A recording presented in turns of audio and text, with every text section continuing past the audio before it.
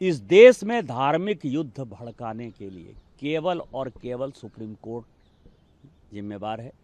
Show me the face will show you the law.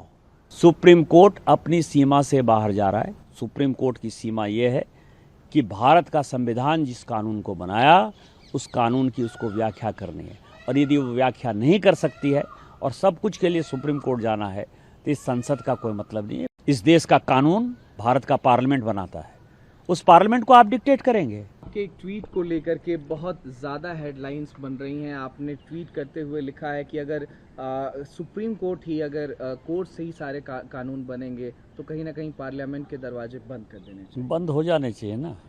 मैं आपको बताऊं कि एक आर्टिकल 377 था जिसमें होमोसेक्सुअलिटी जो है एक बड़ा अपराध था। अभी ट्रंप एडमिनिस्ट्रेशन आया है, उसने क्या कहा है? उसने कहा है कि इस दुनिया में दो ही सेक्स है, या तो मेल है या तो फीमेल है। ट्रांसजेंडर की उसने बात नहीं कही, होमोसेक्सुअलिटी की बात नहीं कही। पूरी क्रिश्चियन कम्युनिटी हो, पूरी हिंदू कम्युनिटी हो, पूरी मुस्लिम कम्युनिटी हो, पूरी बुद्ध हो, जैन हो, सिख हो, सभी ये मानते हैं कि होमोसेक्सुअलिटी एक अपराध है। सुप्रीम कोर्ट ने वन फाइन मॉर्निंग कहा कि नहीं, ये केस हम एबॉलिश करते हैं, ये आर्टिकल एबॉलिश करते हैं। हमने आईटी एक्ट बनाया। आईटी एक्ट में सबसे ज़्यादा दुखी कौन है?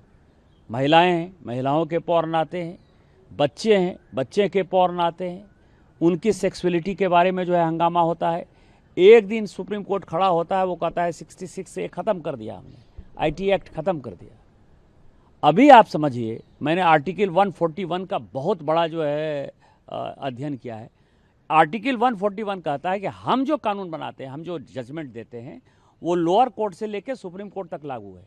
लोअर कोर्ट से लेकर सुप्रीम कोर्ट तक लागू है, लेकिन कानून बनाने वाला जो है आर्टिकल 368 क्या कहता है? आर्टिकल 368 कहता है कि इस देश के संविधान को, पार्लियामेंट को सभी कानून बनाने का अधिकार है। कानून की व्याख्या करने का अधिकार सुप्रीम कोर्ट का है।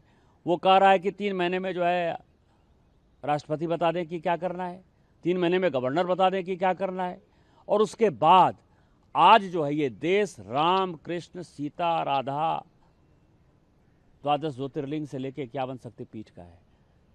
सनातन की परंपरा है, लाखों साल की परंपरा है। आप जब राम मंदिर का विषय होता है तो आप राम मंदिर में कहते हो कि कागज़ दिखाओ, कागज़ दिखाओ। कृष्ण जन्मभूमि का मामला आएगा मथुरा में तो कहोगे कागज़ दिखाओ। आप जब शिव की बात होगी, ज्ञानवापी मस्जिद की बात आएगी, कागज़ दिखाओ। और आज केवल आप मुगलों के आने के बाद जो मस्जिद बने हैं उसके लिए कहते हैं कि आप कागज़ कहाँ से दिखाओ। इस देश में धार्मिक युद्ध भड़काने के लिए केवल और केवल सुप्रीम कोर्ट जिम्मेवार है।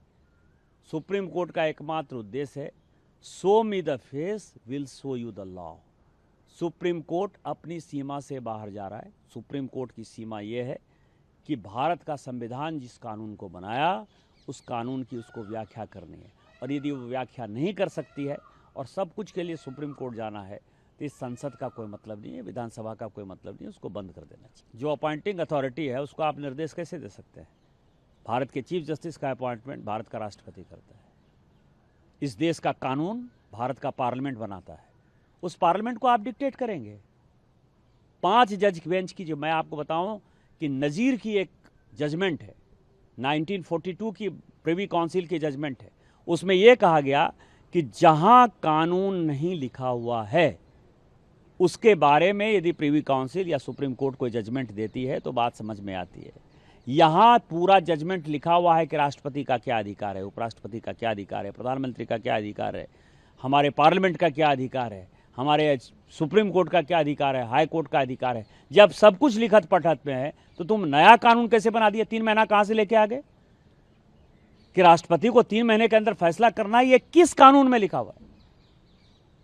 इसका मतलब यह है कि आप इस देश को एनार्की की तरफ ले जाना चाहते हो, और एनार्की जो है इस देश में बर्दाश्त नहीं होगी। जब नया कानून आएगा, जब नया पार्लियामेंट बैठेगा, इसके ऊपर विस्तृत चर्चा होगी, और फिर से नेशनल जुडिशियल अकाउंटिंग सिस्टम जो हमने NJAC बनाया था, जिसमें कि राष्ट्रपति का चुनाव कैसे होगा, प्रधानमंत्री का कैसे चुनाव होगा, वो तो संविधान में लिखा हुआ है। लेकिन आपके भाई भतीजावाद के आधार पर जज का चुनाव नहीं होगा। शेड्यूल कास्ट जज नहीं है, शेड्यूल ट्राइब जज नहीं है, ओबीसी जज नहीं है। मैक्सिमम 78-80% जो है 78-80% जो है केवल और केवल जो है सवर्ण जाति के जो है जज बैठे हुए हैं और आप अपना कानून चलाओगे। ये कानून नहीं चलेगा। इस देश में जितने गृह युद्ध हो रहे हैं उसके जिम्मेवार केवल यहाँ के chief justice of India Sanjeev Khanna साहब।